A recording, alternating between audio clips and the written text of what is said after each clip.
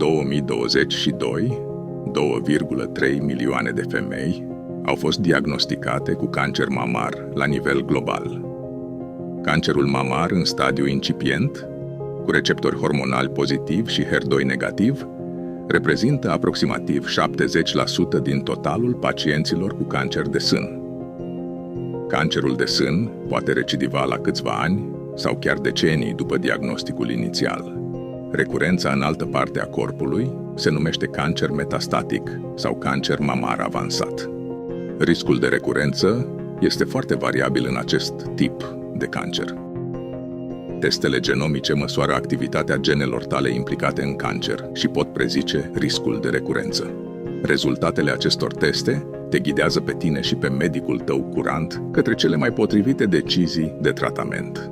Chimioterapia și terapia endocrină au fost opțiunile standard de tratament pentru pacientele cu cancer mamar, cu receptorii hormonali pozitivi și HER2 negativ. Efectele de durată și toxicitatea acestor tratamente pentru cancerul de sân pot fi o povară pe tot parcursul vieții pentru paciente și familiile lor. Testele de profilare a expresiei genice au fost create pentru a ajuta medicii să ghideze deciziile pacientelor în privința tratamentului, în funcție de riscul de reapariție a cancerului. Aceste teste au schimbat viețile pacientelor. Știința și tehnologia au parcurs un drum lung, de la prima generație de teste de profilare a expresiei genice. Analiza Prosigna este un test de a doua generație.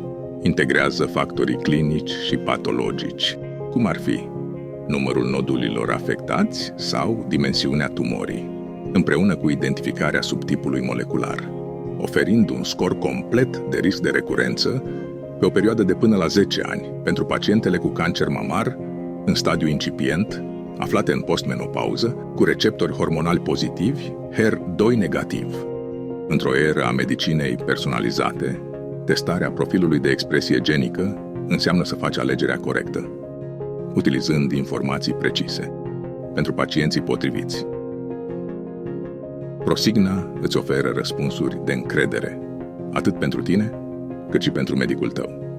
Alegerea terapiei potrivite este un proces complex, iar testul Prosigna dezvăluie 3 informații esențiale, specifice pacientului: grupul de risc scăzut, intermediar sau ridicat, scorul riscului de recurență și subtipul molecular intrinsec. Scorul riscului de recurență oferă informații valoroase, bazate pe date științifice și precise, pentru a te ajuta să iei cele mai bune decizii terapeutice. De asemenea, clasificarea în funcție de subtip permite o evaluare mai exactă a tiparelor de expresie a genelor tumorale. Atribuirea incorectă a acestora poate influența semnificativ eficacitatea tratamentului și evoluția cancerului de sân. Alege testul care îți oferă un deceniu de încredere. Alege testul cu performanțe prognostice dovedite, superioare alternativelor disponibile, care îți oferă cele mai multe informații despre cancerul tău și despre riscul de recurență. Alege testul efectuat în România, pe un sistem robust Encounter, pentru a-ți asigura ție și medicului tău răspunsuri rapide, necesare deciziilor informate.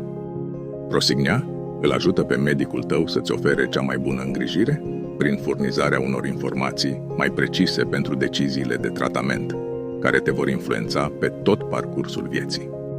Testul Prosigna îți oferă ție și medicului tău curant certitudinea de care aveți nevoie pentru luarea deciziilor corecte, astfel încât să te bucuri de fiecare clipă a vieții. Alege cu încredere. Alege Prosigna.